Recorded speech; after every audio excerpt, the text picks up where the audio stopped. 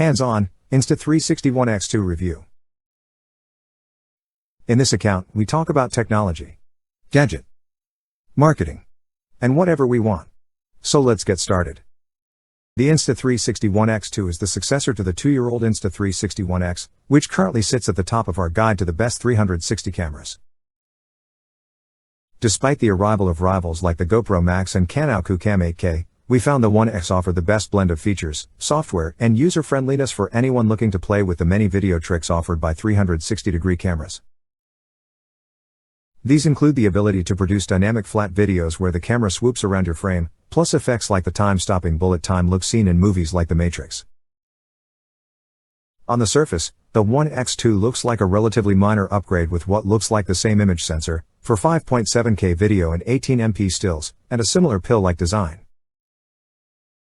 But there are quite a few upgrades, including the big bonus of IPX8 water resistance and a new Live touchscreen display to preview your shots, plus several new software features. Collectively, these still refine rather than revolutionize Insta360's main 360-degree offering, but that's no bad thing considering the pedigree of its predecessor. As always with 360 cameras, though, the question is how often you'll end up using its undoubtedly fun and technically impressive video tricks. The Insta360 One X2 became available to order on October 28, 2020, the day of its official announcement. You can buy it right now for $429.99, £429.99, $749.99. There are also a range of new accessories available for the One X2, including lens guards and a new bullet time cord, though official pricing isn't available for these yet.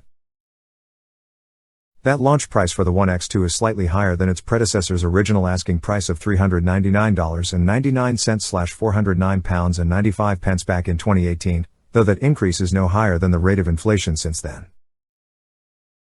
This model also brings a few notable advantages over its predecessor. The most significant is that the camera now has IPX8 rated waterproofing, which means you can take it underwater to 10 meters without needing a case. This was one of our biggest gripes with the Insta360 One X, particularly as it's something offered by the GoPro Max, so we're pleased to see it's been added. That said, the One X2 still doesn't feel like a camera that you could throw around or dunk in the sea with carefree abandon. The locked doors on the side for the battery and, in particular, the USB-C port feel slightly vulnerable to being locked out of place. Combine this with the protruding lenses, and you have a camera that still feels like it needs to be looked after and treated with care. Inside you get a removable 1,630mm cell, which promises to keep shooting for around 80 minutes of video, up from the 60 minutes of its predecessor. Following the lead of recent action cameras like the DJI Osmo Action and GoPro Hero 9 Black, there's also now a color LCD on the front of the One X2. In the absence of a rear screen, this is touch sensitive and acts as both your viewfinder and mode selector. This screen is certainly a handy way to frame your shots and is pretty responsive to swipes and touches. The size does inevitably mean that you'll often need to press 2 or 3 times to choose the right menu item, though, and it's not particularly glove-friendly. Fortunately, there's a large button on the front to start and stop recordings.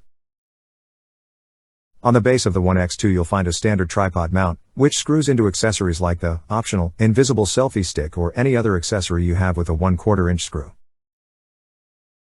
The benefit of using Insta360's stick, though, is that it's nicely optimized for the camera's software, which does a reliably good job of removing it from your videos. This creates the effect that the camera is hovering around you, particularly if you make sure the arm holding the stick is looking fairly natural, and it remains an impressive, vlogging-friendly effect. Still, it's probably not something you'll want to hold for a long time during your travels either. After all, real people can still see you're holding a long selfie stick, and it can get in the way in certain situations. One of the main things that helped set the Insta360 One X apart from its rivals was its polished app and user-friendly software. That continues to be the case on the One X2, although the addition of new editing features can make its shot lab initially feel a little overwhelming. Still, the inclusion of a color touchscreen LCD on the front of the One X2 certainly makes choosing your shooting mode much easier than before. Tap the video icon and you can choose between standard, HDR, time-lapse, time shift and bullet time modes. Unfortunately, you can't use this screen while using the companion app, but it's handy for quickly starting a video without fishing your phone out of your pocket. Beyond this, a lot of the One X2's additional functionality, compared to the One X, comes from its companion app. Some of these features are coming to the One X via an app update, while others are only possible on the One X2. One of the new modes that's exclusive to the One X2 is Steadicam mode, which effectively lets you choose one of the two lenses and use the camera as a standard action cam. It's worth bearing in mind that the maximum video resolution in this mode is 2560 by 1440 at 50p, so it doesn't trouble the likes of the GoPro Hero 9 Black or Insta360 1R when used as a traditional action cam. But it's nice to have a simple option to shoot in this way, if you want to cut down on editing. Some other new modes that are exclusive to the One X2 are a few photography-focused ones, including Pure Shot, which apparently automatically adds extra dynamic range from DNG raw data, and Instapano, a one-tap panorama with no need to sweep across the scene. Perhaps the most interesting and potentially useful new software feature, though, is autoframe. This aims to solve one of the headaches of 360 cameras, which is deciding exactly where to reframe your 360-degree videos after you've shot them.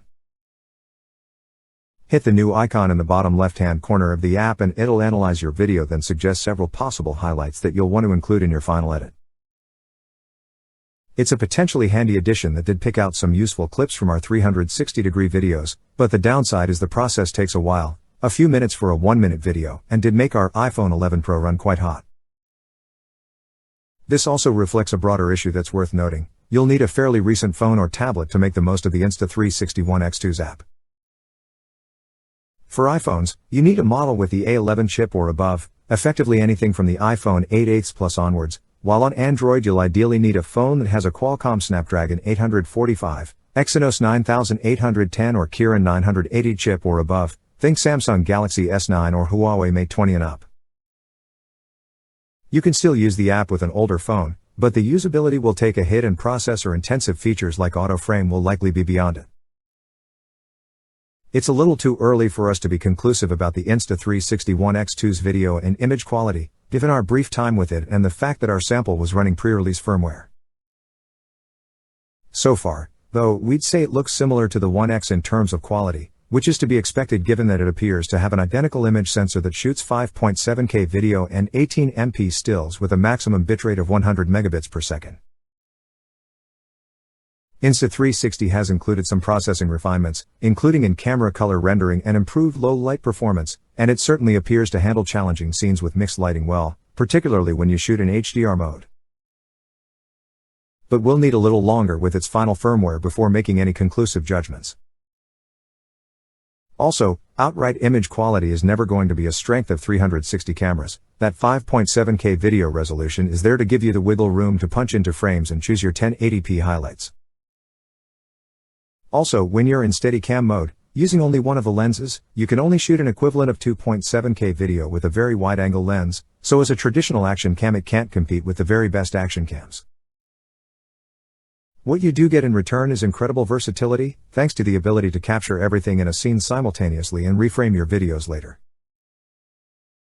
Insta360 also seems to have refined some early issues we saw with 360 cameras, such as obvious stitch lines. One issue we did encounter when cycling with the One X2 was some fairly significant wind noise, but Insta360 says this will be fixed in the camera's final firmware.